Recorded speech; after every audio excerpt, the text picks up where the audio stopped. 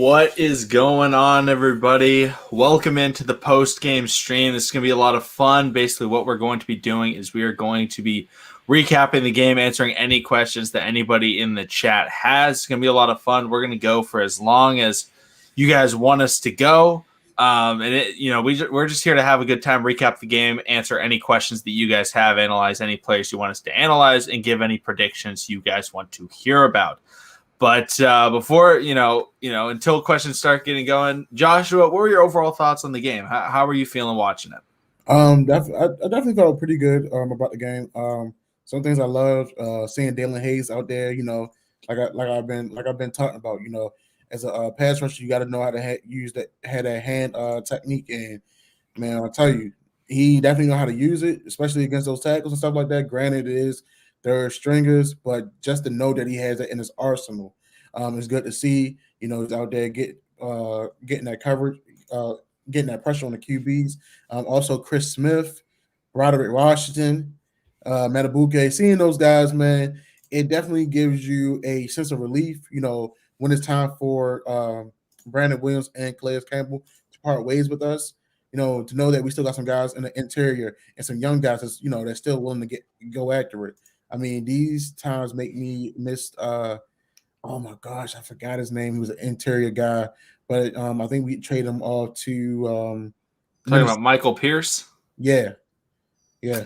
So I mean, offensive line play definitely was a little better. My running backs, they did good. Every time I saw Nate McCarry get the ball, I don't know if it was me, but it seems like it was always like a stutter once he took his first read, as if the handoff wasn't as smooth, because like he get the handoff, he'll cover the ball up, and it's like he had that 2-second pause, and then he trying to make his move. I think that messed him up a little bit on a couple runs. I feel like he could have got more yardage, but overall, him and Williams both was running hard, and I love to see that Tylan Wallace was getting involved. I wish he would have caught that touchdown, man. But other than that, man, it was a good game in my opinion. Yeah, I think this one was much more fun to watch as a Ravens fan. I was not disappointed or angry whatsoever with Greg Roman at all this week. I know some people were mad about the decision late in the first half to run the ball with no timeouts. I thought that was a great move. I mean, you guys got to remember, for people that are mad about it, just remember that preseason isn't about winning. It's about putting your players in difficult positions to test and see what they're going to be able to do under different circumstances. And I said this in the pregame. It's for the Ravens coach, it's not about winning. Yes, that's nice, but they want to see what their guys can do. And they figured, hey, let's test out this special teams unit. Let's see what they're able to do, under pressure, time constraints, because we've seen a lot of teams not be able to do that. And the Ravens love their special teams, and they're able to go out there and kick that field goal. And the best part about it was that the Panthers were messed up in that situation. The Panthers got a penalty, I believe. They probably had somebody lined up over the center. They didn't call it out, but it was some sort of illegal formation. Typically on that, it's lining up over the center on a long snap. But I see OHMG saying if we win next week, we will break the mythical, the unknown record held by the great Vince Lombardi and Green Bay Packers. If you guys didn't know, the Ravens have tied the NFL record with 19 consecutive preseason games. It's in the title. So if you didn't know that, it's in the title. They've won 19 consecutive games, and it was always rumored. They didn't really keep a lot of track of that stuff, but it was rumored that they kept 19 consecutive wins for the Green Bay Packers back in the old days of Bart Starr and Vince Lombardi. But the Ravens have tied that in the modern NFL. It's a great feat. I really hope that Good Morning Football talks about it, because they really hyped it up yesterday doing their segment on the Ravens. So I fully expect them to do another one talking about the game. So make sure to tune into that. Make sure to tune into the one that they did before the game. They were great segments, so it should be a lot of fun. And yeah, we just got to beat one more team. I believe it's the Washington football team up next, which is going to be a fun one. A lot of good guys to watch out for over there. But first kind of question we got here, this is a funny one from Benjamin saying, okay, did anyone else completely forget about Nigel Warrior until tonight? I would say no. I mean, they called his name off last week. He's definitely one of those guys that's on a bubble fighting for a position for sure. But I mean, seeing Brandon Stevens get out there and play the way he's been playing, and putting him, they put him up pretty much everywhere. And even seeing how Darius Washington get out there too, man. I don't know. It's a fight in that secondary room. Yeah, and it's something where, you know, they didn't start Marlon Humphrey. They started Marcus Peters. They threw out Anthony Averett out there. You know, eventually, obviously, Nigel Warrior came in. Chris Westry played a bit. But, like, I don't know. He's just somebody – I don't think Nigel Warrior has done enough, shown enough to be able to make the team. Could be wrong on that. However, you know, he's just not a guy that, you know, many people have been looking at just because he's not – I don't think he's at that level of being able to contend for that final spot with Averett and Westry. But I see Vids is in the chat. What's going on, Vids? Saying great achievement. Absolutely. It's a fantastic achievement. If the Ravens could translate this over to the post, you know, the regular season, the Ravens would be in the Super Bowl off of 19 consecutive victories. So just saying, you know, that's the type of thing that you can look at and really analyze. And Vid says, can we just take the time to appreciate how much depth the Ravens have? Because they have amazing depth. And that's why they're able to win these preseason games, is because they draft well. They are able to find the undrafted players that are very good. Like some of the guys that are undrafted on this team, for example, Nate McCrary may not make the team, but he's balling out in preseason. Like, you know, it seems very rare when the Ravens, you know, come out and they just come out with this terrible guy that, you know, just can't play. They're always putting out guys where it's like, okay, that guy's good. Whether it was, you know, I love to bring up Tim White, Quincy Adebayo, like overall just guys that are able to come in, perform in the preseason, and they may not make the roster, but they play well. And the Ravens are able to find that talent. That's why they always are able to, you know, keep the roster looking pretty good. But what's going on, Raven Ron? Welcome back to the stream. Aaron Butler, Tyler Huntley, QB2. I didn't think Tyler Huntley played very well. I was not very pleased with Tyler Huntley today. I don't know. What did you think about Tyler Huntley's play, Joshua? I guess it's funny when you look at Tyler versus when you look at Lamar, because Lamar had more accuracy than Tyler Huntley. If you want to talk about inaccuracy, unfortunately, I wouldn't say unfortunately, no. Tyler Huntley would be that guy you would talk about. When he did get his rhythm going, you know, we actually saw some good plays out of him. He started hitting out the numbers. That defense was coming. So a couple of passes definitely got deflected. But he just got to make, I think just at that point, you know, just try to make better decisions if you see the blitz coming. But I mean, other than that, I think I'll give it like a C minus as far as his play. Yeah, and I like Tyler Huntley. But last week I said it. I said, you know what? Tyler Huntley balled out this week.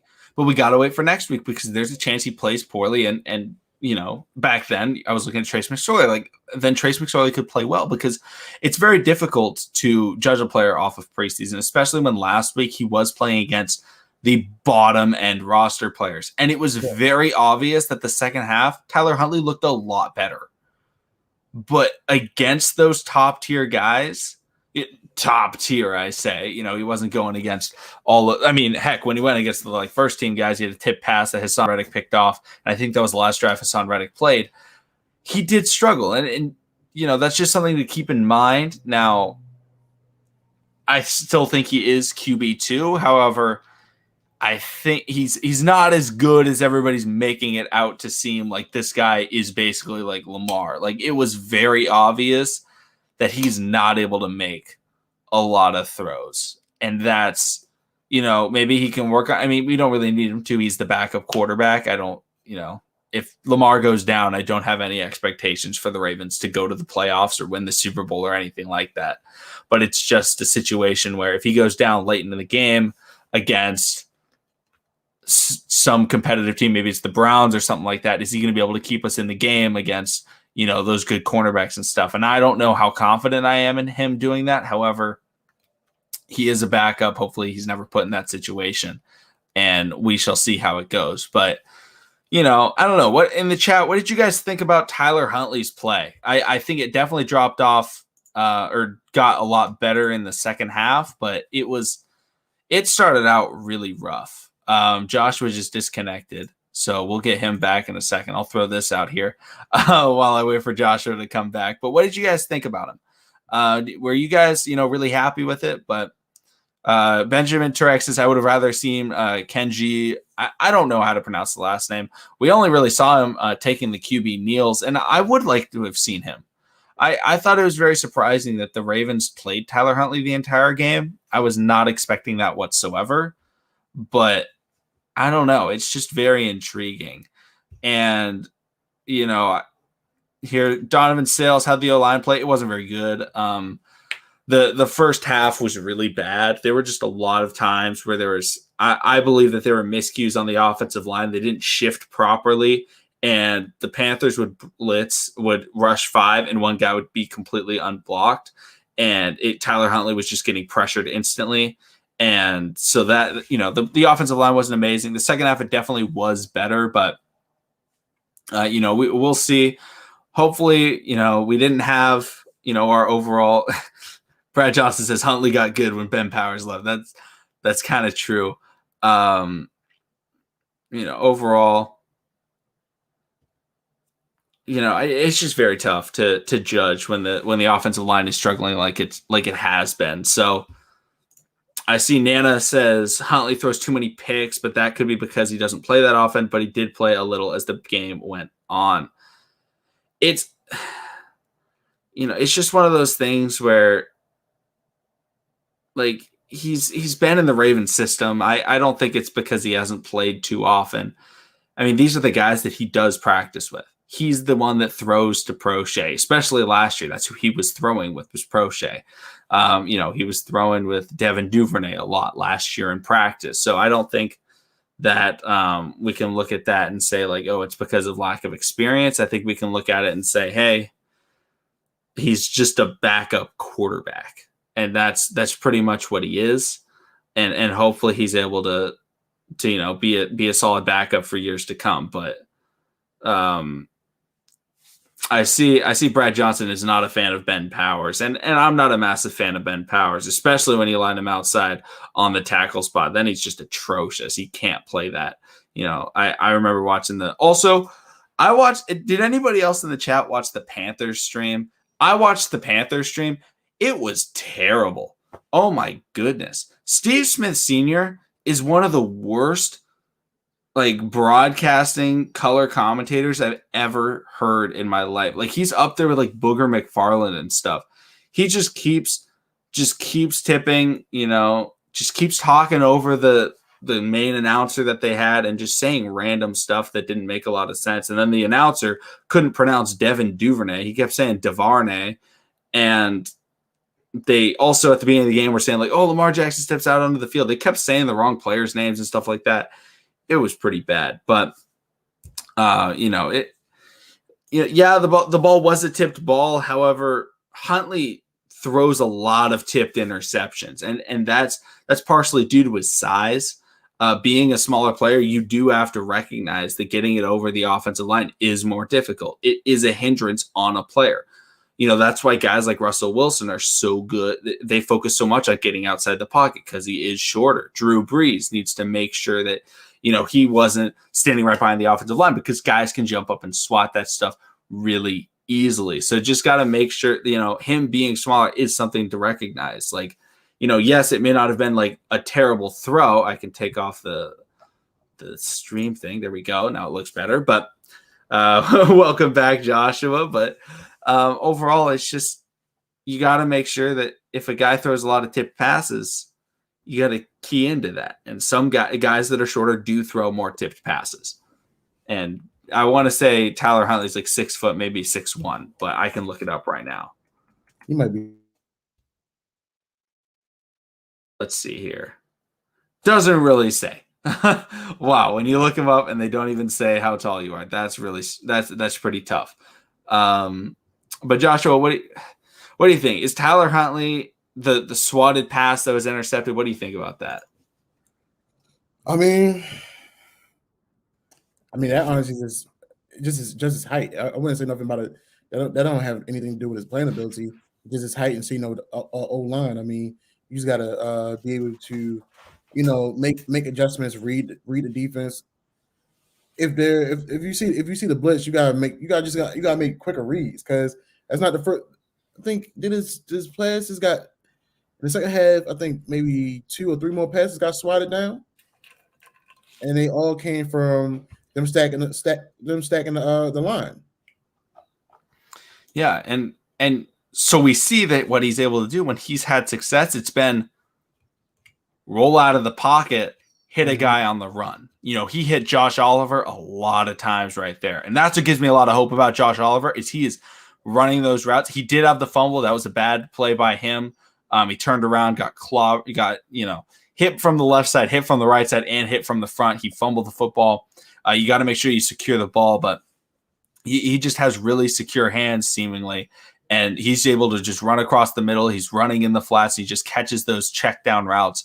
And he did a very good job doing that. And I also felt like the running backs were very good outlets tonight in the passing game. And that's something that we really like to see out of our running backs, because I am done watching running backs drop any passes for the Ravens. I don't think that there was an incompletion intended for a running back. I'm checking right now. Tyson Williams, 2 targets, 2 receptions. Nate McCrary, there was an incompletion, but I don't think it was a drop. But overall, I don't know. What did you guys think about the running backs? I want to see what the comment section thought here. I'm gonna do another poll. I want to try and utilize these more.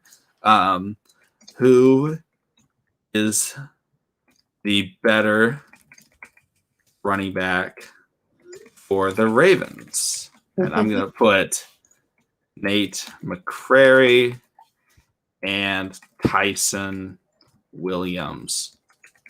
They're definitely going to say Williams. They are going to say Williams, but we're all in on Nate McCrary. Nate McCrary came in very early tonight. Tonight, it seemed like they wanted to play Nate and Tyson the exact same amount. Yeah, and that's something that's very big, is focusing in on that part. I think for the simple fact how we use our running backs. I mean, yes, JK will be the feature back, but at the same time, Gus is going to get as many snaps as JK. Yeah, and we need to make sure that we have the guys that are able to workhorse, but they don't have to workhorse for a full drive. It was much better than what we saw last time, where it was only it was only Tyson Williams and it was only Nate McCrary, and then he really came out, and then it was just Tyson Williams again. Right. Now it was Tyson Williams 3 carries, then Nate McCrary 3 carries, and they just kept flipping back and forth, and both playing very well at the same time. I don't think I'm completely okay with keeping either of those guys as running back 3. I would prefer Nate McCrary. I love his patience in the backfield. On his touchdown run, he stopped, waited for the hole to develop, and then hit that hole and was able to fall forward. But both of them, they feel contact, and they start churning those legs even more. Both of them did that. They both had a strong run for their TDs, especially Williams. I'm like, man, just for him to stay on his feet and keep the balance the way he did, and be aware of his surrounding to get his arm out before he actually went down the ground to get that touchdown. You love to see those type of things out of our running backs. Absolutely. Steve Cross says they both look like NFL running backs, and that's absolutely true. Sure. They both looked patient. They both worked hard, and that's something that is something that we don't see out of Justice Hill. Justice Hill doesn't have patience. He just tries to hit the gap and kind of avoid contact, and that's not what the Ravens want to do. The Ravens want to have running backs that hit contact and are able to fall forward and fight for extra yards. And both of those guys were getting hit, bouncing off tacklers. Tyson Williams had a great, broke 3 tackles, on a touchdown run. Nate McCrary had an outside run, or maybe it was a reception where he broke about 2 or 3 tacklers and was able to get, 10, 11 yards. Very big to have those types of players. That's the type of player that Benjamin makes a great point saying I think McCrary has better vision. Nate McCrary has very good vision. That's one of the things that I really like. Agreed. I really like it out of his vision because he reminds me of Le'Veon Bell. He doesn't wait as long as Le'Veon Bell. Doesn't wait as long. However, he does wait for that hole to develop so that he can hit it. And when he hits it, even if someone sticks his arm out, he's going to work harder and he's not going to just fall over with the first guy. Even in these games, it seemed like it was two guys bringing both of them down every time. Very difficult to bring down on your own. But that's the type of thing that the Ravens are looking at doing is having running backs that can pound the rock and hold on to the football. Neither of them have fumbled. They've kept on to the ball. They've caught the ball well, and they're playing very well. But let's see. I'm going to end this poll. Definitely the leader was Nate McCrary. I'm sorry. The leader was Tyson Williams at like 68%. Not surprised. But it's just one of those things where you look at it and I don't know. I'm very excited to see next week's game because I think it is still a very close race. Justice Hill will be on the roster, and I think we can keep a fourth running back even if they don't play a ton of special teams, but we can get them to play special teams. Those guys are big. They have athleticism. I'm sure they'd be able to be on, kickoff coverage and things like that. So we'll see what they're able to do there. But, overall, both these guys have the athletic ability to be able to go out there and hit somebody. I mean, they hit somebody every time they tote the rock. So absolutely. The crazy thing is, when I look at this team, I see the starters. I see the starters when they're in their regular clothes and stuff like that. They're helping out these guys that's still on the field fighting for a job. Some different organizations, you see guys, when they sit down, they isolate themselves. Now these guys, pumping these guys out for when they get an interception. They see them, running out of bounds. They try to catch them, or at the series is over, they're helping them out. They're coaching them, giving them little tips, just to better themselves. This team, man, is like I say, it's not because I'm a Ravens fan. It's a different type of field. It's like when everybody's on the same page, everybody's on the same mindset, everything's going to translate onto the field. I mean, granted, we talked about passing game and firing Greg Roman or letting go hardball if things don't work out and stuff like that. But when you see those guys together, those players, man, and the way they rally around Lamar, tonight you see you will always catch Marcus Peters around with Lamar. You'll always see Hollywood and Lamar together, but it's like almost everybody, has that brotherly sense. It's not just a business. It don't feel like a business type of feel here in Baltimore. It really feels like a family. And every time they interview someone, they always talk about these guys are hungry. With that mindset, is like the sky's the limit. It's crazy of how the potential of how far this team could possibly go. It's just crazy to me. And do you know who I think started that? Cool. Mark Ingram. I think he's the guy to look at that set that tone of the community and everything like that. And then obviously Mark's no longer here, but Lamar got involved. Hollywood got involved, and it created that entire chemistry with that 2019 Ravens team. And even though they lost players, they brought in people, and they just brought them in like it was a family. They were just kept bringing them in, and they're like, this is what we do. It's more than just a business. They try and, respect each other, have a good time, and play football. And that's something that we always see, that whenever they're asked questions, stuff like that, it seems like they're always trying to praise somebody else. You ask Mark Andrews about practice, and all of a sudden he's bringing up Josh Oliver. He's bringing up Tomlinson. He's bringing up Boyle. You ask Hollywood about the wide receivers, or you ask Hollywood about practice, and he's like, yeah, we're really working hard, myself and Sammy and Miles and Dev and all those guys. And they always bring it up because, those are the things they talk about. Even Lamar brings up Huntley. Like, that's the type of thing is they're always bringing up other people. But Robert Jackson, he says, shout out to the Joker. He's showing me some. He played well. I would say he was the most impressive player today.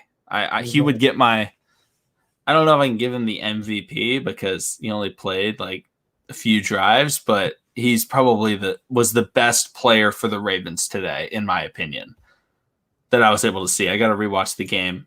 Probably tomorrow I'm going to rewatch it, but he was the best guy that I felt like I saw. But I don't know. What did you think about Joker? I mean, come on now. He fought up tight end. You know, he got in the backfield. Definitely played solid on goal line. I mean, he's definitely doing his thing. He's stepping up. He's showing that he really belongs in the NFL. I've been personally known he belongs in the NFL. Just, you know, unfortunately, he's been getting a bad case of the injury bug. Now, you know, seeing that he now played a healthy season, I don't feel like me personally, I don't feel like a strong season, full season number 2 is going to get him the money that he might be expecting. Yeah, and he definitely would have to go over the top to really solidify himself as a top safety in the NFL to get that type of top dollar if he's looking for that. Yeah, but he's hitting people. He's flying to the ball. He got that good sack. And shout out to Jalen Ferguson for forcing the hold on the Panthers tight end on the same play that got the sack. You know, he was at least able to force a hold against the tight end. But I see Benjamin brings up Chris Smith. Chris Smith was pretty good. I was very happy with Chris Smith. I was surprised to see him playing that well. Hey, he played real good last week. I'm trying to tell you, those between Matabuke, Broderick, and Chris Smith, those are some solid young guys. Those solid young guys that may have a future here in Baltimore. So do you think Chris Smith can make the roster this year, the 53? Or is he behind Big Baby and Matabike and Broderick? I think if he can outplay Broderick, he may make it. But Broderick has really been disruptive, in my opinion. He's been in the backfield. He's been fighting off the offensive lineman. He's been around the ball. So he definitely got a stack. He had to stack. He had to show some consistent work. That game 3 against Washington. Yeah, I think, you know, let's look at some of the guys. Somebody asked in the pregame stream, and they looked at who are the guys that had the most to prove in this game. You know, it was the biggest game for them. And we talked about the safeties. Mm-hmm. Did you see anything? The only guy that I really saw making any plays was Ardarius Washington. That was the only guy that I saw out there that I was like, okay, he's around the ball. He's doing that type of thing. I wasn't seeing a lot of Brandon Stevens. Wasn't seeing a lot from Geno Stone. I did see Ardarius Washington make a couple plays, though. He got a nice swat on the left side of the field. I can't remember what quarter it was in, but I felt like he looked pretty good. Yeah, I feel like Ardarius Washington. I mean, granted, Brandon Stevens, they're teaching. He's learning a new position on the fly. But you know, he's doing pretty good to hold his own. I think Geno Stone got called for a penalty today. I think it was an incorrect call. I believe it was on Nigel Warrior, but they announced it as 36. But on the replay, it was Nigel Warrior with the holding call. Gotcha. Yeah. I mean, Ardarius Washington, he just looked like a natural out there playing safety. I mean, that's what he does. So I definitely feel like, you know, out of those guys, he definitely raised his stock. Yeah, and somebody else to talk about in terms of raising stock, Patrick Queen. Patrick Queen was flying around the ball again today. It wasn't as impressive as last week. Tough to follow up that performance, but I felt like he played really well again, and so did Malik Harrison. They were both getting around the field. They were both in on those stops. The first stop at the goal line was Patrick Queen. He pegged what's his name, Chuba Hubbard in the backfield, and that's something that we can look at. And he's somebody that is very, very, very difficult to tackle. And Patrick Queen made it look pretty easy. So love to see that from there. Overall, I mean, just great play from the linebacking core, or at least the top tier linebacking core. You know, the defense just balled out today, and that's once again, the defense has balled out, but I don't know. It seemed like they weren't even playing that well. Like, it just seemed like maybe there were just more mistakes from the Panthers offense than what we had seen that just weren't, like, there were some missed passes. The Panthers threw it up against, Terrace Marshall. He completely beats Chris Westry. Then there was a later play where they threw it up, and I don't remember who was in coverage. I think it was Anthony Averett. The quarterback overthrew it. On the Panthers broadcast, they said basically, yeah, the only way he would have caught that is if he was on a 10-foot ladder. And it was like, I don't know. It just seemed – and Nana says in the post-game presser, Harbaugh said he was most impressed with the running backs tonight. Yeah, running backs were very, very solid. And Benjamin talking about Shaun Wade. I watched Shaun Wade. I only keyed in on him a couple of times. I got to rewatch the game to fully look at it. However, he played very good. He was covering somebody in the slot in the fourth quarter that I watched, and he was clamping them down. PJ Walker rolled out to the left side. He stuck on his man like glue. And then that was the play where PJ Walker ended up like running for about a 2 or 3 yard gain on that play. But on that, I saw Shaun Wade on that play playing really good coverage on a I don't know, 4 or 5 yard out route that they ran. But that was the only time that I keyed in on Shaun Wade watching the broadcast. But he didn't make any like crazy play or anything like that. Oh, but did you see anything from Shaun Wade, or was it just kind of they didn't bring him up, and it's kind of tough on the broadcast to find where people are? Man, honestly, I didn't get back into the house to the second half. I was listening to it on the radio.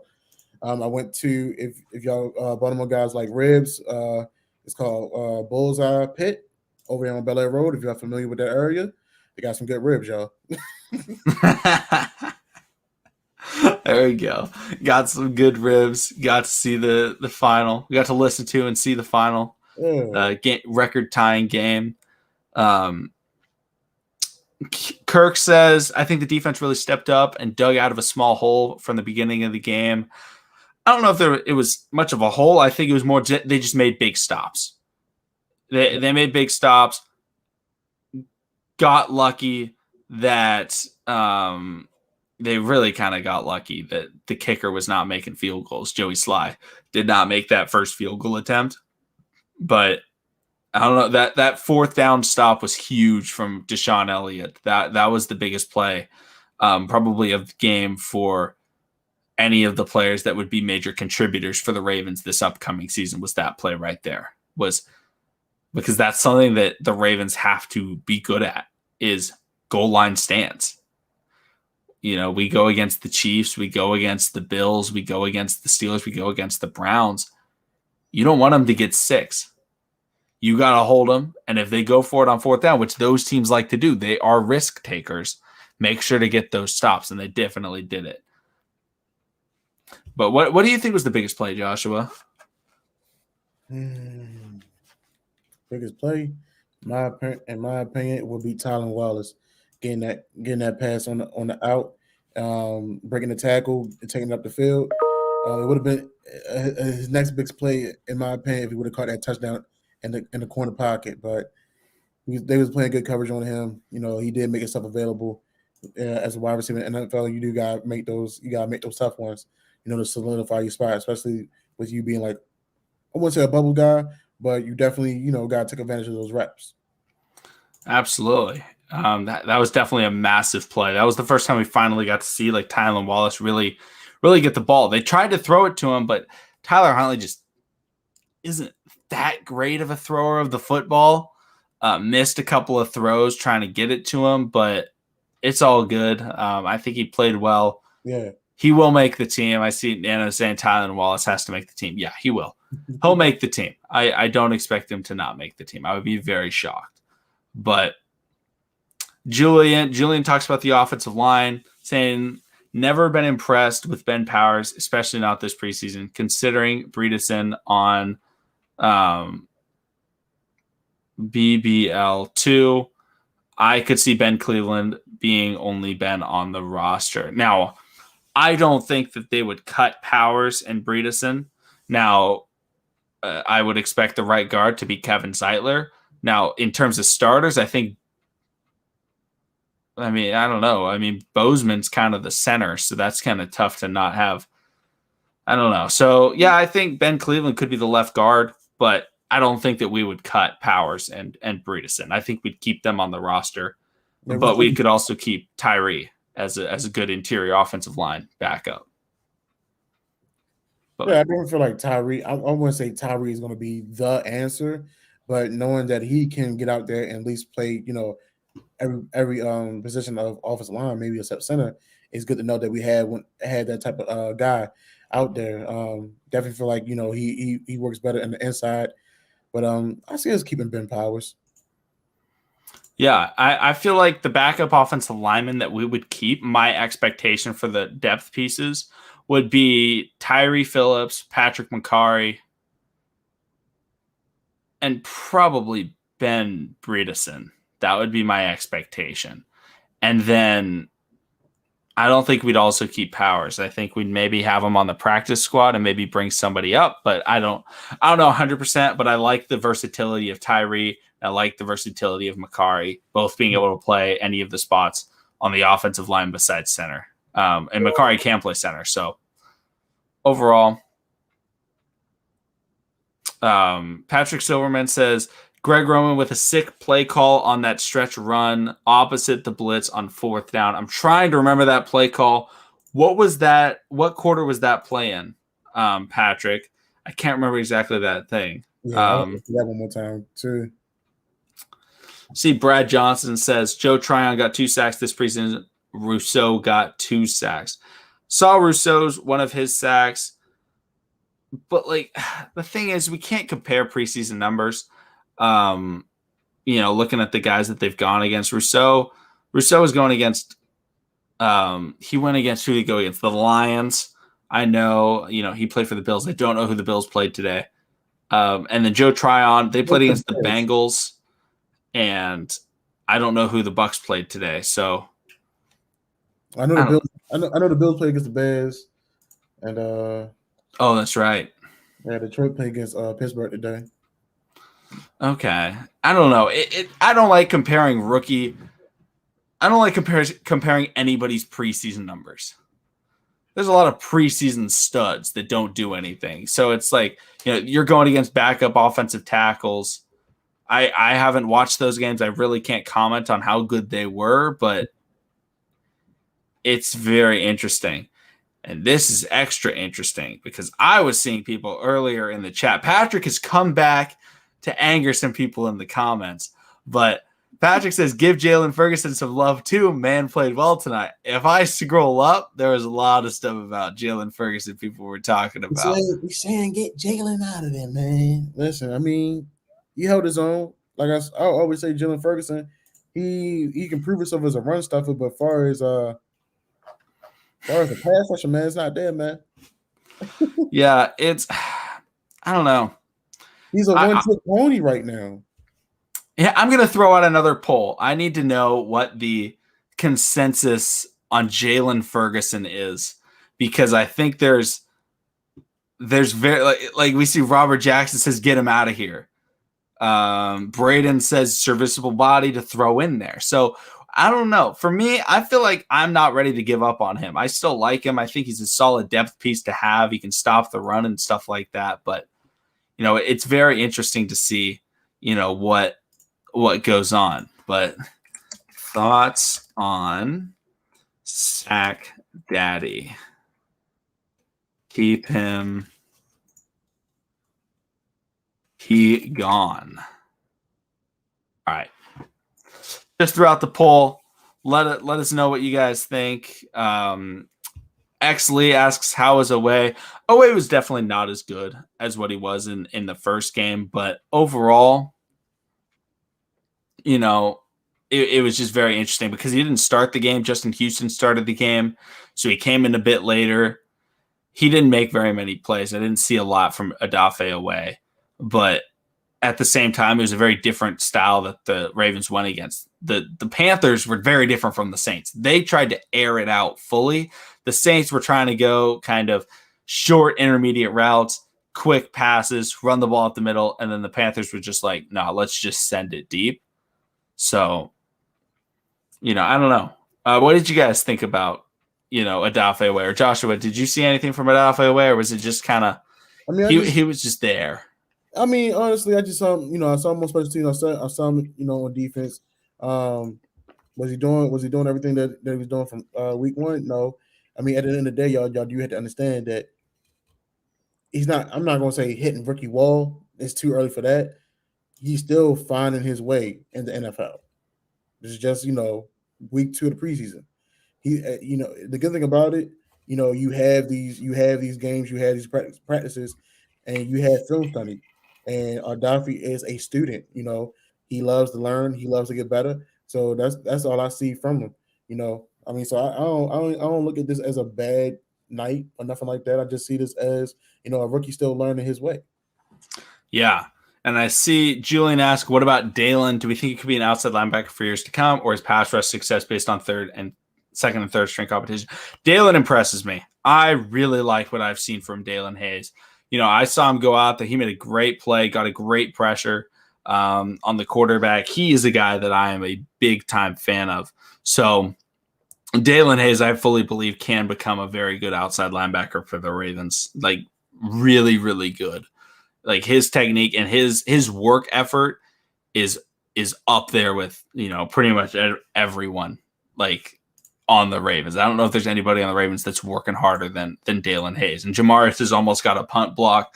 I couldn't see on my broadcast the punt block, but if that was Dalen Hayes, I know that there was one that was really close. That's extra good. That's even better. Like he just goes out there and he works hard.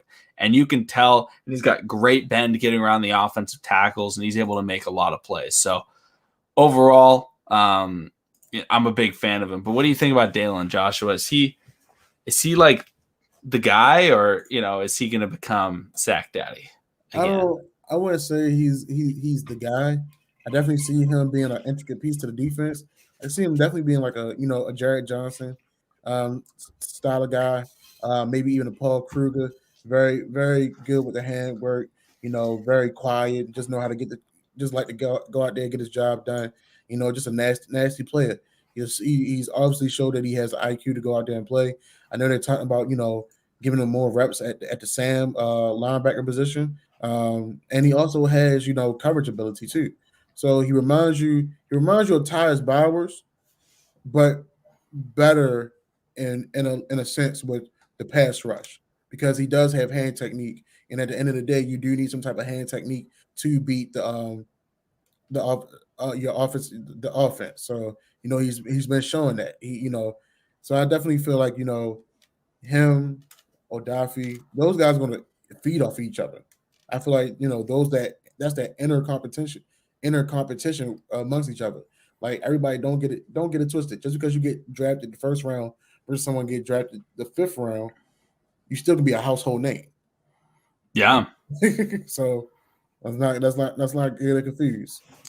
And I love what Julian says right here. Definitely like that role for Dalen, especially since he's been a Ravens fan as a kid. I could see him being a long-time leader like CoCap or something. That's a great comparison because we don't know how much longer CoCap's going to be here, and he can definitely step into that role. He was, I want to say he was one of the first ever Notre Dame like players to ever be like given like the team player, like person of the year award as like a junior or something like that. I can't remember the exact award and the year, but it was like he was like one of the youngest people to ever get it at Notre Dame.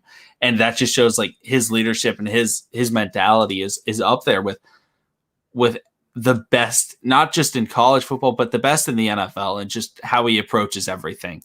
So I think that he's absolutely one of those guys that we can look at for years to come. And he may not even be a guy. Now I expect him to become the guy where he's able to play and get a lot of playing time. But even if he isn't, and he comes in every once in a while, like an Anthony Levine, but he provides that leadership, I'm okay with that.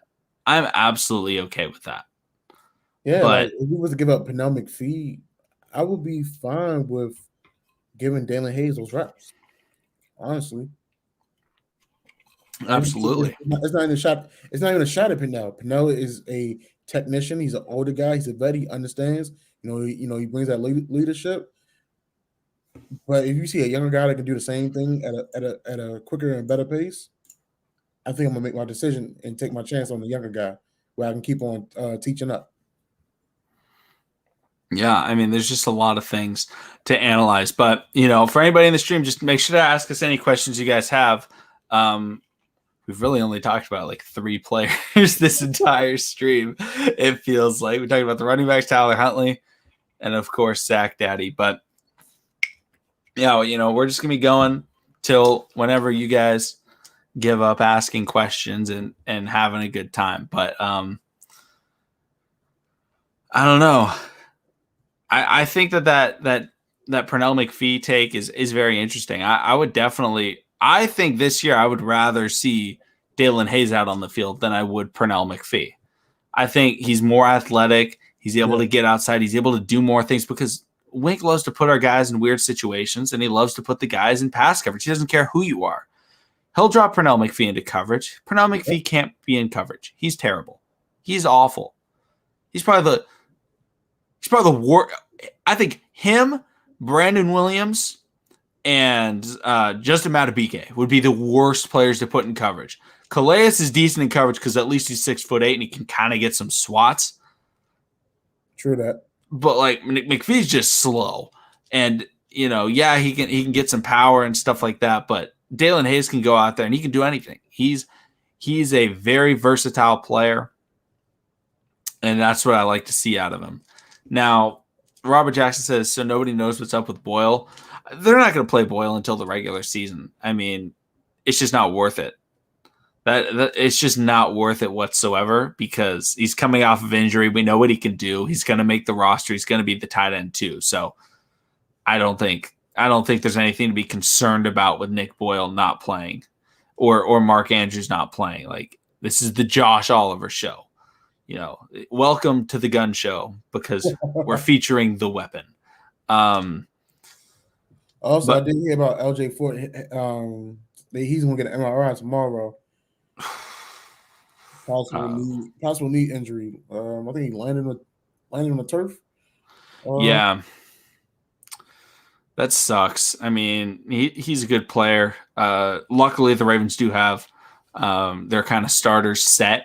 Hopefully, he's okay. Hopefully, he's able to play very well. Yeah. Stephen Cross says Steven looks good. Almost reminds me of Ladarius Webb.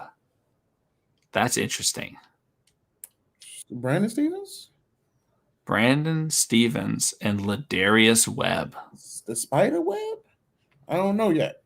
I loved Ladarius Webb. Yeah, he's one of my favorite Ravens of all time.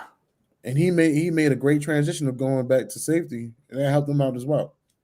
I don't know why they didn't do that with Jimmy Smith yet, but hey, we'll see. Somebody asked a great question. I got to scroll up and find it. Steve Cross says, how would you rank the wide receivers right now? Why don't you go first, Joshua? In the AFC North or NFL? On our roster. Right now? If you're making the depth chart, where are you putting everybody? Gee. I don't know. Let me stop playing. All right. Bateman's my number 1. Marquise is my number 2. Sammy's the 3. Gee.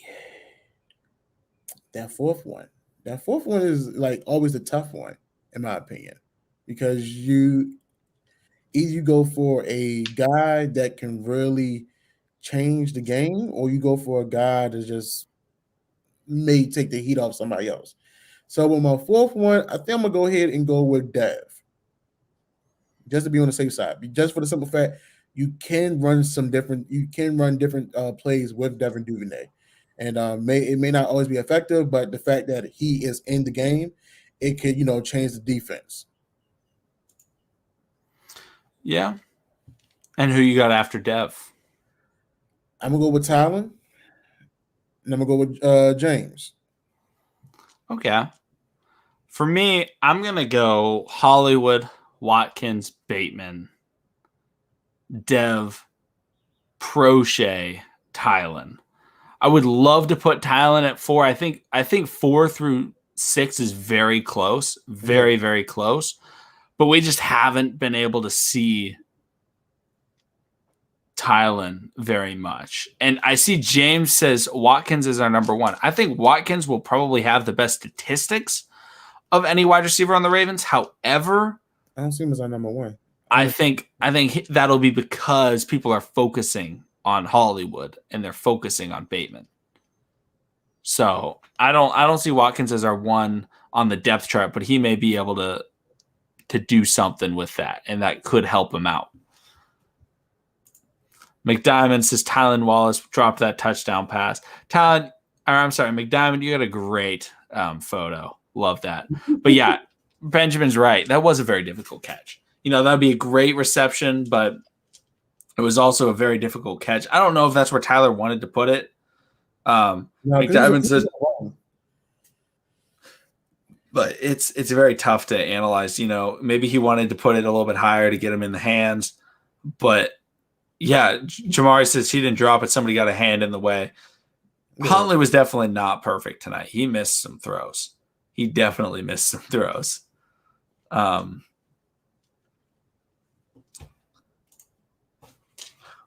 This is a great question. This is one of the best questions we've ever gotten streaming. Ooh. Speaking of wide receiver, what visible impacts have we seen T and Keith make on the receiving game? I'm gonna let you go ahead. I think the biggest thing that I've seen, we haven't really seen it a lot in games because we haven't been able to see all the players that we're seeing. We haven't really seen before, so we can't really compare it. The only player that we've legitimately seen a little bit of has been Devin Duvernay, but we've really not seen a lot of Devin Duvernay. We're not going to be able to really tell until we see Hollywood out there. Hollywood's the guy to look at because he's the only one on this Ravens roster that we've seen before. So I feel like that's the biggest thing is if Hollywood comes back and we see crisper routes and we see all these things and we see the other routes, that's when we can analyze it. But since we haven't seen the guys, we've seen nobody that we can compare it to. We haven't even seen Mark Andrews. We haven't even seen Nick Boyle. Like there's nobody that we can compare it to. And we don't even have Lamar running the offense. So it's very difficult to tell. So really haven't seen any visible impacts in game. Now in practice, ton of visible impacts. The energy that they've brought, the way that the receivers talk about each other, the way that the receivers talk about them, very different from how David Culley was ever talked about. But yeah, we're not seeing anything right now from anybody. Yeah, I definitely agree with that one. I mean, for the simple fact, yes, they are talked about heavily, from other positional coaches and even the guys in the wide receiver room. But other than that, we haven't seen it being translated on the field with our core guys yet. So we'll revisit this question after week 1 of the regular season. Absolutely. And I just saw something from Jamison Hensley, just tweeted it out. Ravens defense allowed 0 first downs in the second half. 1 of 9 passing, only 8 passing yards, and only 10 rushing yards. Hey man, defense win championships. All I need that 17 games plus how many in the playoffs? 3? Well, if we go, well, it depends on if we're a wild card team or not. We're not gonna be a wild card team. I don't see that happening. Not this. I mean, it depends on if we have the first round bye or not. For the 1 seed or not. Yeah. For the 1 seed, it's 2 playoff games. If we're not the 1 seed, it's 3 and then the Super Bowl. Honestly, I really wouldn't want us to be the 1 seed. I actually would like us to be a wild card team, just so we can keep rolling. Yeah. No, I like that. Yeah. It obviously showed that we didn't need a break when we did go to the playoffs and had that bye. Yeah, I like that. And I think for people watching, when you say wild card, you mean play in the wild card round, not I hope we don't win the division. You want that home game. But yeah, I do like that. Keep the momentum going. It's tough to be the 1 seed when you're a team that is built on riding momentum. That's what the Ravens have been so good at, and we always lose that momentum when we get to the playoffs. And we had 2 weeks off from a lot of our starters when we played against the Titans that first time. Yeah, because Lamar sat out week 17 against the Steelers, and the Ravens were able to win. Shout out to RG3. Shout out to Gus Edwards. But overall, I like keeping that momentum. But let's see here. Jamari asks, do you think the Ravens stop? Do you think Ravens stop the offensive line juggling next week and have the O-line gel together for the last 2 weeks until the season? No, I don't think so. I don't think they're going to play Ronnie Stanley is the biggest thing. And that's the biggest guy. That's the biggest impact on the offensive line is having Ronnie Stanley. I do think that there's a chance that we may get to see Ben Cleveland start, at the left guard spot. Maybe Zeitler plays. Maybe Alejandro Villanueva plays. And that's, we can maybe test out really the right side and the interior, but we're not going to see Ronnie Stanley in preseason at all. I really don't think we're seeing Ronnie Stanley. It's just not worth it. Not at the injury he's recovering from. No. And I see Patrick asks, why do you think Levine is playing so much in the preseason? We just don't have many linebackers. We don't have a lot of linebackers. We lost Otaro Alaka. We just lost LJ Fort. We just don't have a lot of guys in that depth. And so he's just got to be out there. And he's solid. He's an interesting player to watch, on the field. Good to see him out there, getting actual play time versus just being on special teams. He brings a lot of energy too, Absolutely. I mean, he is one of the biggest Ravens plays in preseason history with the pick 2 that he had against the Colts.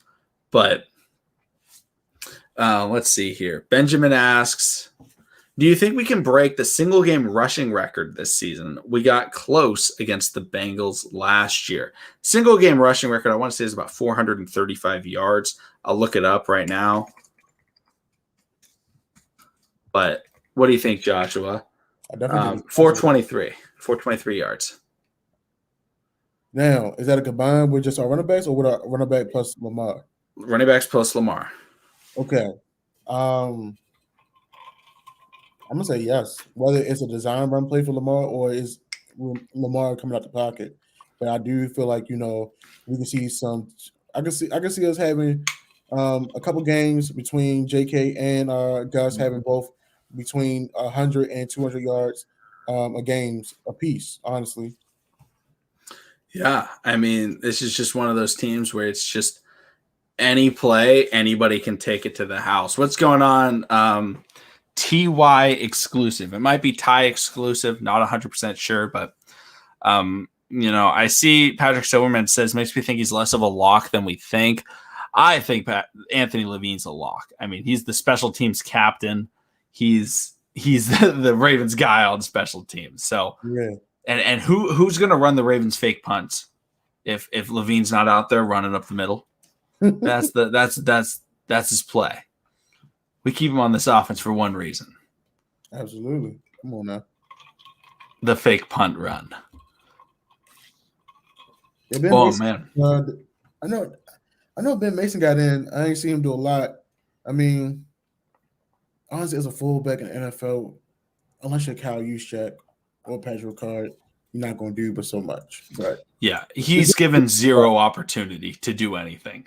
Yeah. It's good to see him get reps at least. Yeah, I definitely don't think Ben Mason is making the team. Which I didn't expect. However, I think he's a practice squad guy, and then when we lose Ricard next year, then he'll step in and be that next fullback for the Ravens. But I'm not against the draft pick still. I still like the draft selection.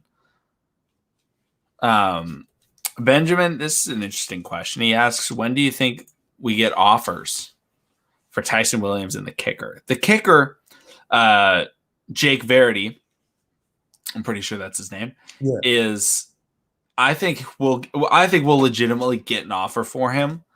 It would probably be a 7th round pick would be my guess, would be the offer. Now, Eric DaCosta could very well negotiate up, try and get something like a 5th, but we'll find out about that. We got to watch the other games, see how other kickers are performing and such, but I don't think we're going to be getting a lot of offers for Tyson Williams.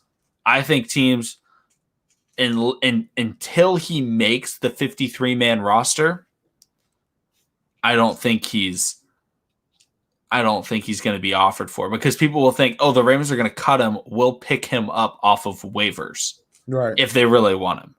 So we wouldn't be able to see an offer for Tyson unless he's able to get injured. I mean, make the team. I don't know why I said get injured. I saw a comment about Ben Mason getting a migraine and going on IR, so that made me think of injury. Man. I think Verdi's going to get an offer at the next week. Honestly, I don't see them carrying 2 kickers going into the regular season. Oh, absolutely not. The only time we have to trade him is we have him until right before the 53-man roster gets announced, because the only way a team would trade was if they expect another team to go after him when he doesn't make the team. And that's why the Vikings traded for Kare, was because they felt when the Ravens cut him, they didn't think that they'd be able to get him off of waivers. They felt like another team would be able to snag him. So unless a lot of teams are having kicking trouble, which I haven't heard about, I haven't watched a single other preseason game, but if other teams are having some trouble, I know the Panthers kicker, Joey Sly, had some trouble. Man, I can't get over the broadcast. If anybody watched that Panthers broadcast, it was brutal. It's one of the worst broadcasts I've ever heard in my life. But Steve Smith's talking about how he's like, oh my gosh. He basically he'd missed the kick, and Steve Smith is like, he's just finally figuring out how that professional football moves. The way that he kicks it. He's getting into his 4th year. He just got to learn how that ball moves. And I'm like, bro, what? like I don't know. The thing Steve Smith was saying on that broadcast was just wild. I was like, oh, Steve Smith's on here. I like Steve Smith. It's going to be interesting. No. Don't ever watch a Steve Smith broadcast again. It was really bad.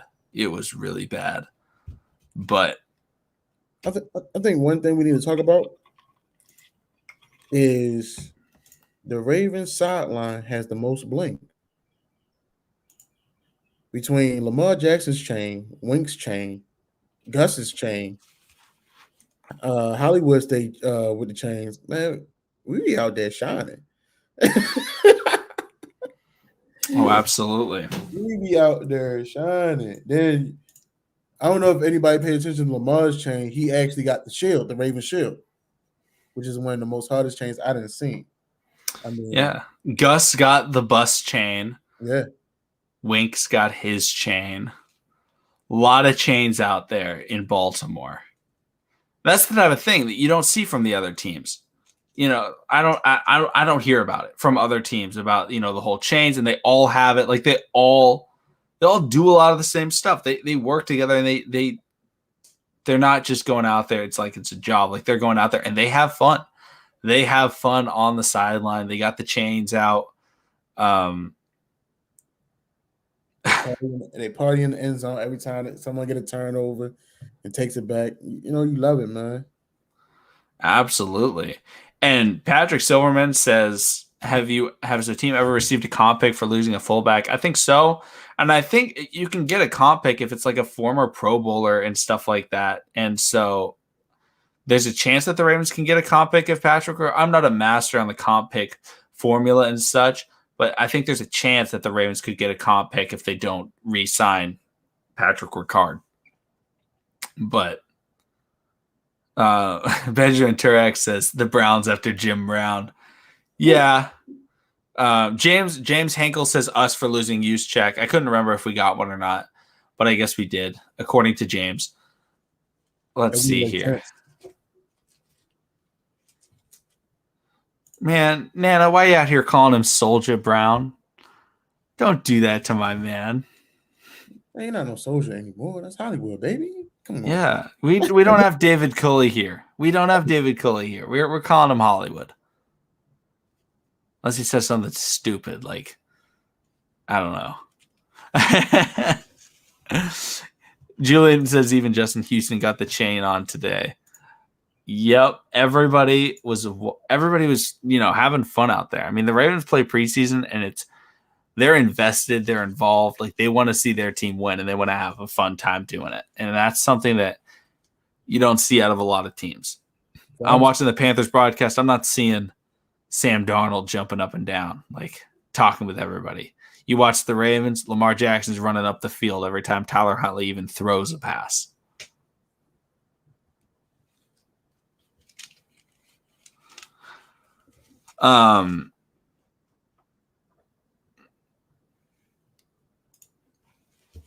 Tensei says, guys can talk about this. I'm still not impressed with the offense. 375 yards rushing, 190 yards passing is not good despite the win. If Panthers didn't screw up, there'd be no way making the comeback. I'm assuming this is combining. Where's the 375 yards rushing coming from? Is that combining both games? Yeah. I want to say we had about 140 yards last time, or 130. So that makes sense. The 190 passing yards, what is that from? So that was tonight. Tyler Huntley's tonight. I don't know where these numbers are coming from, but like I said before the game, it's not about the win. It's about analyzing the situations that players were put in. We don't really have to analyze a lot with Tyler Huntley. If Lamar goes down and Tyler Huntley is playing, the Ravens are screwed for the entire season. Like I'm sorry, but that's just how it is. The Ravens aren't making the playoffs with Tyler Huntley at quarterback for a couple of games. Like, that's just not how it's going to work. They're testing out situational football. That's what they're doing. How can we do in this 3rd and long? How can we do in this 2nd and short? Let's try and throw a deep ball. Let's run it with no timeouts left in the red zone on 3rd and short, because we want to see how quickly our field goal unit can get out there and kick a field goal. Like, that's the thing, is it's not about whether or not they win. Obviously, it's nice to win. Typically, winning reflects it. But I felt like from a lot of the players, and McDiamond, I strongly disagree with you. If we had Tyler Huntley as our quarterback, no. Tyler Huntley would not win us a playoff game at all whatsoever, unless we play some terrible playoff team. Unless we go up against a team with just no offense and the Ravens can win with 10 points. I wouldn't say it would have to be a miraculous win. Defense going to have to play lights out. And honestly, that run game going to have to set us up in order for him to, complete those passes. Yeah. It has to be a formula ran to the T for Tyler to, really play. And he would have to become something special in a playoff game. Something never seen before. Yeah, like he's not a crazy accurate passer. He doesn't have amazing vision in terms of the way that he runs the read options and stuff. Tyler Huntley is not an amazing quarterback by any means. He's like an average backup in the NFL. He's not like, I don't know. He's not somebody that I would look at and be like, have any confidence whatsoever if you told me Tyler Huntley's starting the game. We've never seen him have any success against any NFL competition. If Lamar goes down, we're gonna call RG3 up. So he's gonna be he's gonna be announcing and being the analyst on ESPN. He's gonna be ready. He's still ready. He put it in his contract. Brad Johnson knows what's up. That's what we need. We need Tim Tebow. Hey man, if y'all brought Tebow down to Baltimore, man, I wouldn't be mad, man. I wouldn't be mad. No, Tim Tebow. That's another guy. He give you a great game space. He'll get out there, but don't expect him to block as no tight end. And McDiamond says Tyler Huntley's better than RG3. I don't think so. I think RG3 is a better thrower of the football, and I think that as a backup, I'm much more confident in his understanding of NFL football to go out there and win games. RG3 has gone out there against good teams, and RG3 has played decently enough. Like that Pittsburgh game at the end of Lamar's final year. The Ravens only put up like 17 points, but he controlled the game and stuff like that. Tyler Huntley is known for throwing a lot of interceptions. He just does. That's the type of player that he is. He does throw a lot of risky balls. He really can't throw the deep ball. I'm not saying I want to see RG3 as our backup this year. I'm just saying right now. And also deflected pass that's still him being short. like it happens a lot with him. He threw like 4 interceptions yesterday or 2 days ago in practice against the Panthers. He throws picks. A lot of players throw picks. Peyton Manning threw a lot of picks. But if you have the arm talent to be able to make up for it, which he doesn't have a very good arm. He's just an interesting guy that can kind of replicate Lamar's running style, and that's all they need him to do. But that's because they're hoping if he comes in, it's for a quarter, not a quarter of the season. It would not be good. And another thing, I mean, I don't even know why we even talking about this scenario. I'm not here to say, Lamar's never going to get hurt, but Lamar is a smart enough guy to avoid those type of big hits where he might get injured. And also, that ball also wasn't like a great ball that he even threw that got tipped. But he throws it behind the guy a lot. Like, yeah, sure, he's young, but I don't care if he's young. We're not developing this guy to become our franchise quarterback. That's right. Not like yeah. Like I saw somebody say in the chat, like he's still relatively a rookie. Like, yeah, but we're not developing him to become a franchise player. Like that's not the point of having him as a backup. We have him because he's super cheap. That's why we have him. He's crazy cheap, and he's able to somewhat replicate some small facet of Lamar Jackson's game, so you can still run a similar scheme. But him, developing him is not what the Ravens are trying to do. Right. Like that's not part of their game plan. They're just like, yeah, we'll have him. He'll be good, if we need him for a little bit. But that's not the point. That's not the point of Tyler Huntley on the Ravens. The point is to keep Lamar happy. This guy says I'd rather have Kaepernick. Absolutely not. Absolutely not. Over RG3. Colin Kaepernick cannot make a read. He takes excessively long to make a decision in the pocket, and that's what ruined him, was he was not able to do that. Honestly, for the simple fact that Kaepernick knows Greg is here, I don't think he will take the job. Yeah, he definitely wouldn't take the job with Greg Roman there. No, Kaepernick is not the guy. Man, y'all are hyping up Kaepernick. Y'all don't understand how bad Colin Kaepernick was. I love Benjamin. Tebow better than RG3, better than Cap, better than Josh Rosen. Okay, here's what I need. Fun fact about Josh Rosen. The reason why that dude has crazy arm talent. I talked about arm talent earlier. That's arm talent. The issue is I wouldn't mind having Josh Rosen if he has no mentality, no work ethic, not a team player whatsoever. That's why he's cut from everywhere. Doesn't work at all. That's why he's been on 5 rosters as a top 10 pick. It's tough, man. Didn't he go first round? He went number 10 or number 9 to Arizona. And then the year after that, they got rid of him and sent him out to Miami, right? Yep. I think they got like a 2nd round pick for him. And then they got Kyler Murray with that pick, so they did pretty solid. That's rough. And no, Josh Rosen is not Jay Cutler 2.0. Jay Cutler was a decent quarterback in the NFL. He threw some picks, but he was not terrible. Josh Allen was not good. Like, that's just one of those things. But I don't know. What else do you guys want us to talk about? Is there anything else?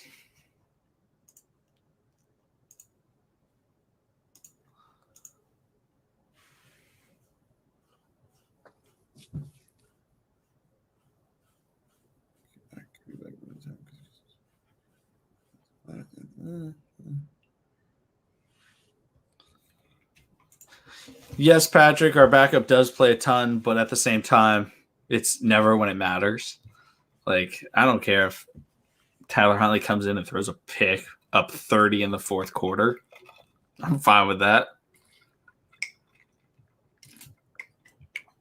McDiamond, how good do you think Tyler Huntley is? I'm not saying he's a bad backup quarterback, but like, do you think he's a starter in the NFL? Like, how good do you, like, he says, like, it's not like I'm saying like Tyler Huntley's terrible. I'm just saying he's a backup quarterback, and that's what his career trajectory is.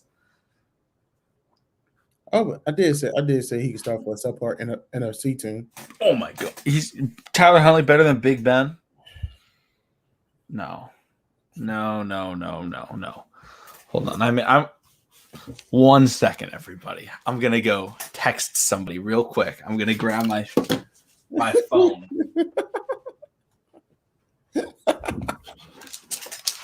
I'm gonna have to get somebody in this chat.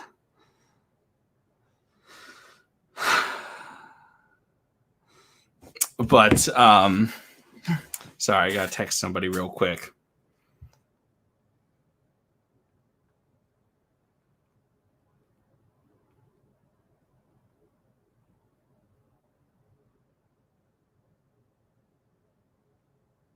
All right, we'll see if he shows up. Somebody asked about our Darius Washington. Where's our Darius? Where was our Darius Washington?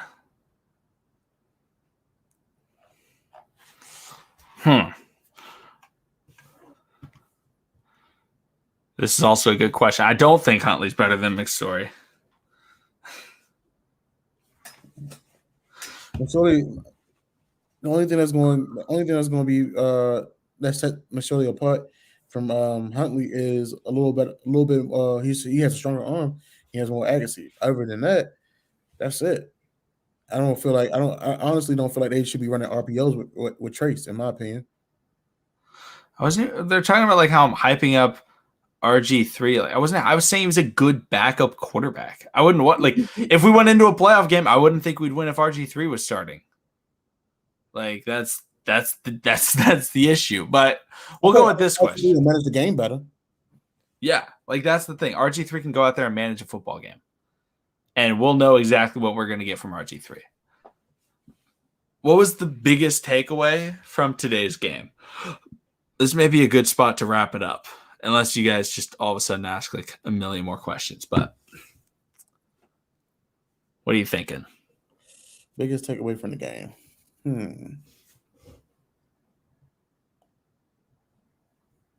There's potential in our young edge rushers. And that third running back spot is a constant conversation. It's only going to get better. I mean, it's only going to get tougher with next week. And who makes that who gets that third spot? Yeah, I think the running back spot is where I would go.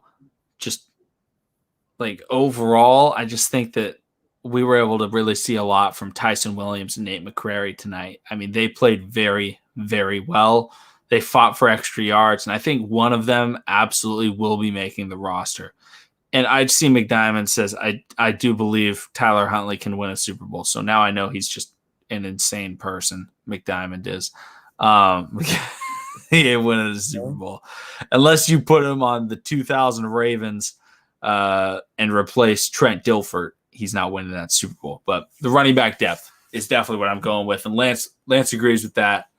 Lance says running back depth. I just loved what I saw out of our running backs tonight. It was amazing. Yeah, absolutely. Like it was absolutely amazing. Yeah, being able to see them, bounce off the would-be tacklers and just get to the outside and just push it even further. And I've said before, our running backs, we don't miss leg day, we don't miss practice. I'll take my running backs anytime, anywhere, one-on-one, in a dark alley against your best defender, and I see them pushing your best defender back and getting positive yardage. Yeah, absolutely.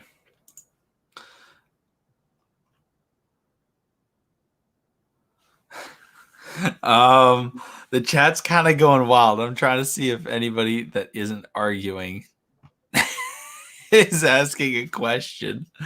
Let's see here. I would not be more confident if the Ravens were running Wildcat to win the playoff game. I'm not a fan of the Wildcat offense whatsoever at all. I don't like the Wildcat. I feel like the Wildcat is the most figured out offense versus the pistol. Yeah, people doing that. Who's our leading sacker after Houston? That's an interesting question. Oh, is it Houston even? I feel like O'Duffy's going to set him up so he can be the leader sacker. Yeah. After that, Y'all are wilding. I swear, if somebody came in and looked at this stream, you guys would think, everybody would think that you guys think Tyler Huntley is Aaron Rodgers. Like Patrick Mahomes out here. Best arm, best legs, greatest football player to ever live. that's stressing me out. That making me tired, man. Just talking about Tyler Huntley this much. Come on now. We know they're from the same. We know they're from the same, set or whatever. Yeah, I would say Adolphe is our number 2 sack guy. Or Patrick, here we go again. Listen, I'm trying to get off the stream, man. You trying to start some stuff? I don't want no smoke. I'm gonna let you live. I'm gonna let you live. Mark, I will say the offensive line definitely did do a bit better. Man, there's so much slander going on in this chat. Tyler Huntley's better than Kyler Murray. Man, y'all are wilding so much right now. Like we're out here just trying to talk to football, and then all of a sudden it's just like Tyler Huntley's the greatest football player of all time. Like,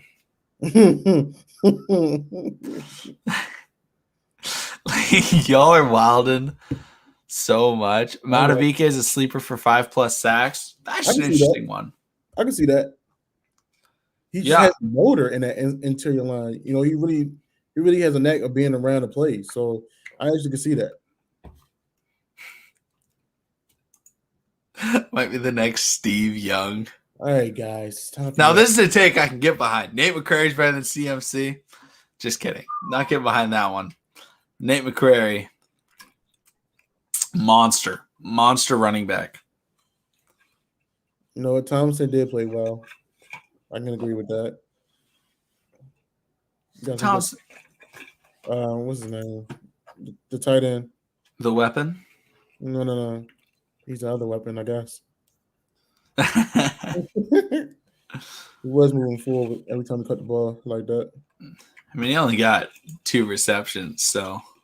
Yeah, one of those catches is actually lose yards. He kept on chopping his feet, moving forward. I was like, oh, okay. I see that.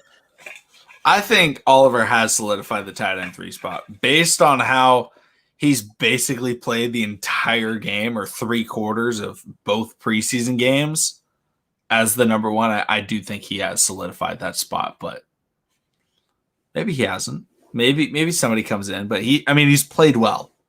He's played really well. Like, yeah, he fumbled the football. Like, he made up after it, though. I mean, they still target him. Like, it would be one thing if he fumbled the ball and then they were like, no, you're done, and come sit down. I mean, he fumbled the ball and he stayed out there as the tight end.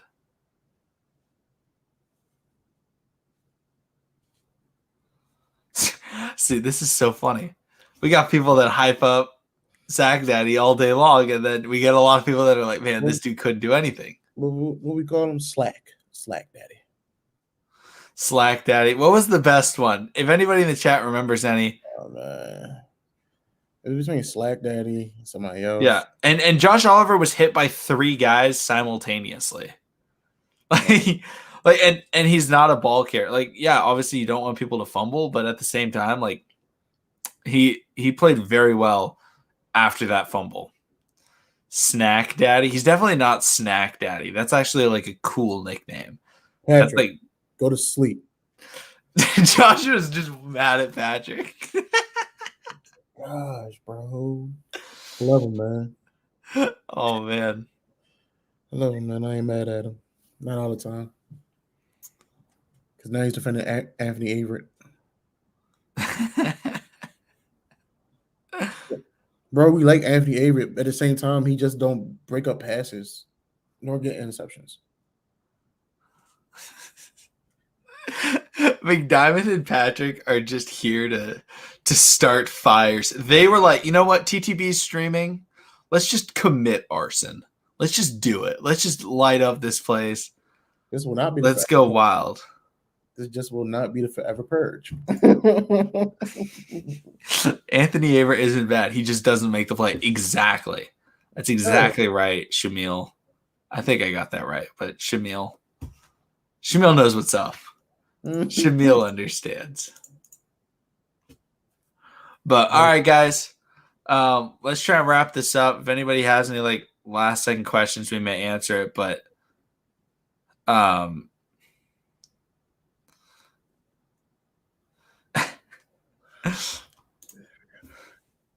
think a lot of Ravens fans disagree with you, Red Shirt. A lot of people do disagree with me. That is like very known that people disagree with me all the time. But that doesn't make me wrong. Just saying. Just because I'm in the minority doesn't make my opinion incorrect. Let's see here. Here's a good question from Jamari. This is probably a good spot to wrap it up. Do you think Stone, Washington, and Stevens and Warrior are more of a threat to Chuck Clark or Deshaun Elliott? I feel like Washington and Stevens is more of a threat to Chuck versus Deshaun. I think they're more of a threat to Deshaun. The reason I say, listen, Chuck is smart, but to find a actual athlete, someone that can just help out really in coverage instead of the fronts, instead of the run, I feel like those guys will be more of the answer. Yeah, I would switch to Deshaun Elliott. I would switch Deshaun Elliott over to the strong. For me, I just think about it like if one of those guys is able to make the roster and impress the team, the Ravens will just move on from Deshaun Elliott. Like this year, like I think, Chuck's got the dot, and it's just very difficult for those guys to want people to take away Chuck's spot when he's the one calling out the plays. And Deshaun Elliott's coming into a contract year. And if those guys are able to play well as the backups, whoever gets that job, whether it's Stevens or Washington or Stone, then they're going to take that. And unfortunately, Deshaun Elliott will be gone if one of those guys really steps up. If nobody steps up, the Ravens may have to keep him, but we'll find out. But bro, McDiamond is hilarious. I like McDiamond. McDiamond's just like, I bet you get a giant picture of Derrick Henry every night before you go to bed in your navy blue bedroom. God. Hold on. Let me go get you something. This is what I kiss every night before I go to bed. I'm going to pull out the Derrick Henry poster. Yeah, crazy.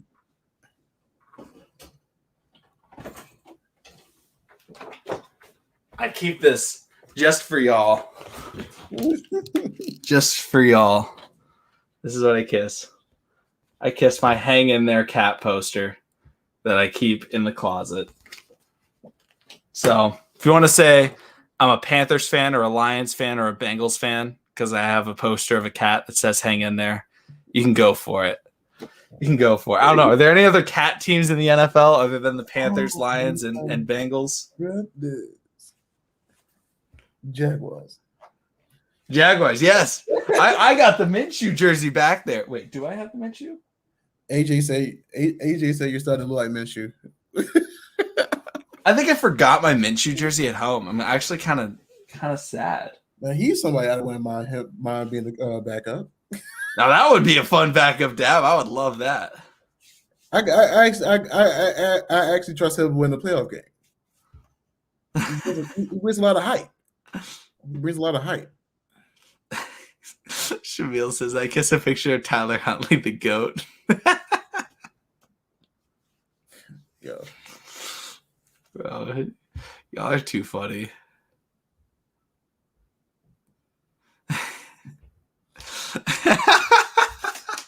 Bryce says he looks like if Minshew got addicted to meth.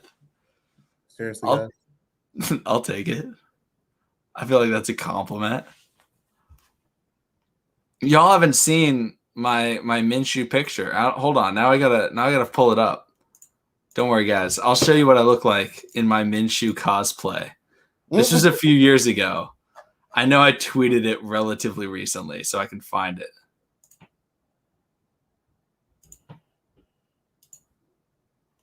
Here we go. Share screen. Window. Wait, Chrome tab. Here we go.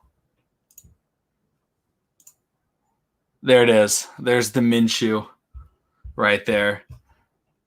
That's what I look like in the Minshew and everything like that.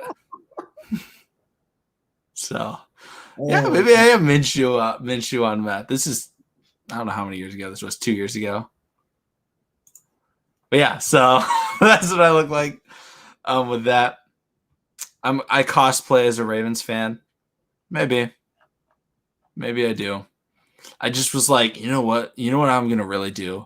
I'm going to start up a YouTube channel of a team that I'm not actually a fan of and just post videos every day and like work really hard on it. That'll really get those Ravens fans. I'll be an imposter Ravens fan. That was my entire plan. Was just to infiltrate the Ravens community as a secret fan of, I don't know. We got Minshew. Hey, Mom, can we have Gardner Minshew? No, we have Gardner Minshew at home. We Gardner Minshew at home. Oh, man. Sorry, guys. I saw that Sha'Carri Richardson lost her race today. It's okay. She'll bounce back. Oh, man. She literally finished ninth. God damn. All right, guys. I think we're going to wrap it up there. Thank you, everybody, for coming to the stream. We're going to be doing this every single night, whenever there's Ravens games and things like that. So it's a lot of fun. Make sure to come through. But we'll be back tomorrow with a regularly scheduled video. And I will say, just for people that, are in the chat that weren't in the one earlier when I said it, I do post Ravens trivia questions at the end of the videos. So if you're interested in Ravens trivia, you think you can get it right and stuff like that, give it your shot, see what they were. Just if you want to think about it, the last video's trivia was who was the Ravens' second most rushing yards in a single game. So not Jamal Lewis's 290 yards. Who was the second most? So if you want to think about that, go back to the last video, see if you can get the answer right. But thank you, everybody. See all of you again next stream, but see you again tomorrow with the next video.